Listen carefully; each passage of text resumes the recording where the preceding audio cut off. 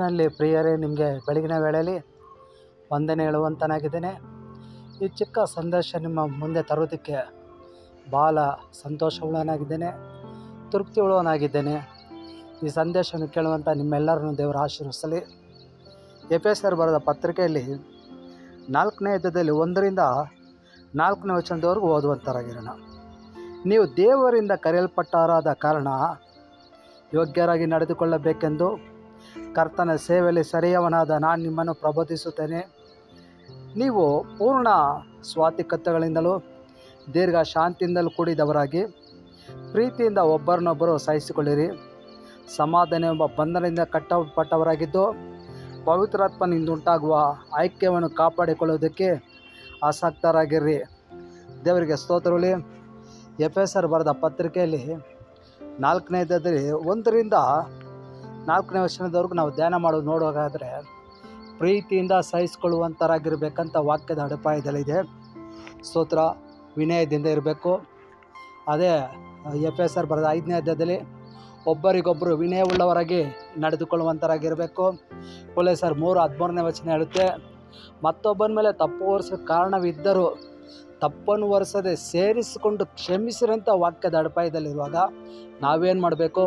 ಸೇರಿಸಿಕೊಳ್ಳುವಂಥರಾಗಿರಬೇಕು, ಕ್ಷಮಿಸುವಂಥರಾಗಿರಬೇಕು, ಪ್ರೀತಿಸುವಂಥರಾಗಿರಬೇಕು, ವಾಕ್ಯವನ್ನು ಸಾರುವಂಥರಾಗಿರಬೇಕು, ದಯೆ ತೋರಿಸುವಂಥರಾಗಿರಬೇಕು, ಕರುಣೆ ತೋರಿಸುವಂಥರಾಗಿರಬೇಕು, ಮಮತೆ ತೋರಿಸುವಂಥರಾಗಿರಬೇಕು. ದೇವರಿಗೆ ಸ್ತೋತ್ರವಲ್ಲಿ. ಕರ್ತನು ಭಾಳ ಒಳ್ಳೆಯವನಾಗಿದ್ದಾನೆ.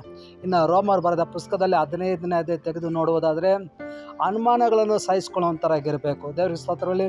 ಯೇಸು ಕ್ರಿಸ್ತರು 3.5 ವರ್ಷ ಕಾಲ ಸುವಾರ್ತೆಯನ್ನು ಸಾರಲ್ಪಟ್ಟರು.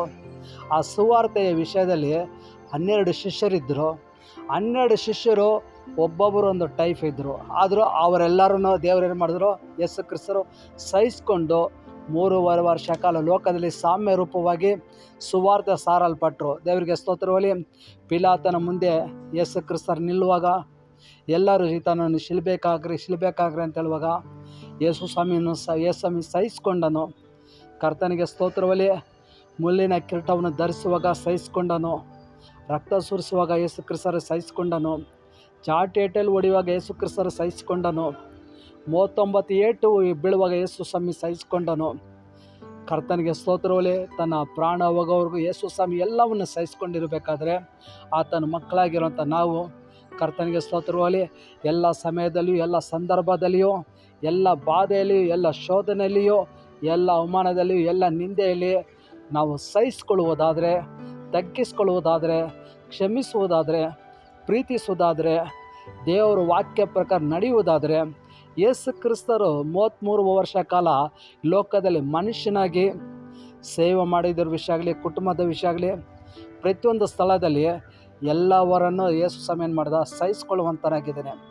ದೇವರಿಗೆ ಸ್ತೋತ್ರದಲ್ಲಿ. ಯೇಸು ಕ್ರಿಸ್ತರನ್ನು ದೊನ್ನೆಗಳು ತೊಗೊಂಡು, ಕತ್ತಿ ಗರಾಡೆಗಳು ತೊಗೊಂಡು ಹಿಡಿಯಕ್ಕೆ ಬಂದಾಗ ತನ್ನ ಶಿಷ್ಯರು, ಆ ಶಿಷ್ಯನಾದ ಒಬ್ಬನು ಮಲ್ಕನನ್ನು ಕತ್ತಿಯಿಂದ ಕಿವಿಯನ್ನು ಕತ್ತರಿಸ್ತಾನೆ. ದೇವರಿಗೆ ಸ್ತೋತ್ರವಲ್ಲಿ. ಆ ಕಿವಿಯನ್ನು ಮತ್ತೆ ಅದ್ಭುತವನ್ನು ಮಾಡಿ ದೇವರು ಮಹಿಮೆ ಪಡಿಸಿದನು. ಅದನ್ನು ಯೇಸು ಕ್ರಿಸ್ತರು ಏನು ಮಾಡ್ತಾರೆ? ಸಹಿಸ್ಕೊತಾರೆ. ಯೇಸು ಕ್ರಿಸ್ತರು ಹಿಡಿದ ತಕ್ಷಣ 11 ಶಿಷ್ಯರು ಅಲ್ಲಿಂದ ಒಬ್ರಿಗೊಬ್ರು ಬಿಟ್ಟು ಓಡಿ ಹೋಗ್ತಾರೆ.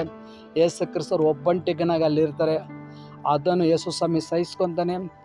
ಪೇತ್ರನು ಕೋಳಿ ಕೂಗೋದಕ್ಕಿಂತ ಮುಂಚಿತವಾಗಿ 3 ಸಾರಿ ಯೇಸು ಕ್ರಿಸ್ತರ ಅರಿಯನ್ನು ತಿಳಿಯದಂತ ಹೇಳ್ಬಿಟ್ಟು ಹೇಳುವಂಥ ಸಂದರ್ಭದಲ್ಲಿ ಅದನ್ನು ಕೂಡ ಯೇಸು ಸ್ವಾಮಿ ಸಹಿಸ್ಕೊಳ್ತಾನೆ. ಹಾಗಾದರೆ ಸಹಿಸ್ಕೊಳ್ಳುವಂಥ ಮನಸ್ಸು ನಮ್ಮ ಹೃದಯದಲ್ಲಿರಬೇಕು. ಪವಿತ್ರಾತ್ಮರು ನಮ್ಮ ಜೊತೆಯಲ್ಲಿ ಇರಬೇಕಾದ್ರೆ ಎಲ್ಲವನ್ನು ಕಾಪಾಡಿಕೊಳ್ಳೋದಕ್ಕೆ ಆಸಕ್ತರಾಗಿ ಸಹಿಸ್ಕೊಂಡು ತಗ್ಗಿಸಿ ಒಪ್ಪಿಸುವಂಥರಾಗಿರೋಣ. ಈ ಸಂದೇಶ ಕೇಳೋಂಥ ನಿಮ್ಮೆಲ್ಲರನ್ನು ದೇವರು ಹೆಚ್ಚಾಗಿ ದೇವರು ಆಶೀರ್ವದಿಸಲಿ. ಸಮಾಧಾನ ದೇವರು ದಯಪಾಲಿಸಲಿ. ನಾವೆಲ್ಲರ ಕಣ್ಣುಗಳನ್ನು ಮುಚ್ಚಿ ನಾವು ಪ್ರಾರ್ಥನೆ ಮಾಡುವಂಥರಾಗಿರೋಣ. ಸ್ತೋತ್ರ ಸ್ತುತಿ ಮಧ್ಯದಲ್ಲಿ ವಾಸವಾಗಿರೋ ಕರ್ತನೆ, ಇಕ್ಕಟ್ಟಿನಲ್ಲಿ ಸಹಾಯ ಮಾಡುವ ಕರ್ತನೆ, ಸರ್ವಶ್ರೇಷ್ಠವಾದ ಕರ್ತನೆ, ಪರಲೋಕ ರಾಜ್ಯದಲ್ಲಿ ತಂದೆಯ ಬಲಗಡೆಯಲ್ಲಿ ಅಧಿಕಾರವುಳ್ಳ ದೇವನೇ ಕುಳಿತಿರೋ ಕರ್ತನೆ ಸ್ತೋತ್ರ. ಯೇಸುವೆ 30 ವರ್ಷ ಕುಟುಂಬದವರ ಸಂಗಡ ಇದ್ದವರು ಕರ್ತನೆ ಸ್ತೋತ್ರ. 3.5 ವರ್ಷ ಕಾಲ ಯೇಸುವೆ ಈ ಲೋಕದಲ್ಲಿ ನೀವು ಸುವಾರ್ತೆ ಸಾರಲ್ಪಡುವಾಗ ಎಲ್ಲವನ್ನು ಸಹಿಸ್ಕೊಂಡಿದ್ದೀರಾ ಕರ್ತನೆ ಸ್ತೋತ್ರ. ಹೊಡೆಯುವಾಗ ಕರ್ತನೆ ಸ್ತೋತ್ರ. ಬಟ್ಟೆ ಹರಿಯುವಾಗ ಎಲ್ಲವನ್ನು ಯೇಸು ಕ್ರಿಸ್ತರಲ್ಲಿ ನೀವು ಸಹಿಸ್ಕೊಂಡಿದ್ದೀರಾ.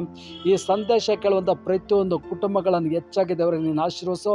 ಎಂಥ ಸಮಯದಲ್ಲೂ ಎಂಥ ಸಂದರ್ಭದಲ್ಲಿ ಕ್ಷಮಿಸುವಂಥ ಕೃಪೆ ಮಾಡಿರಿ, ಸಹಿಸ್ಕೊಳ್ಳುವಂತೆ, ತಗ್ಗಿಸ್ಕೊಳ್ಳುವಂತೆ ಅಪ್ಪ ಶುದ್ಧವಾದ ಮನಸ್ಸನ್ನು ದಯಪಾಲಿಸಿರಿ, ನೂತನವಾದ ಮನಸ್ಸನ್ನು ದಯಪಾಲಿಸಿರಿ.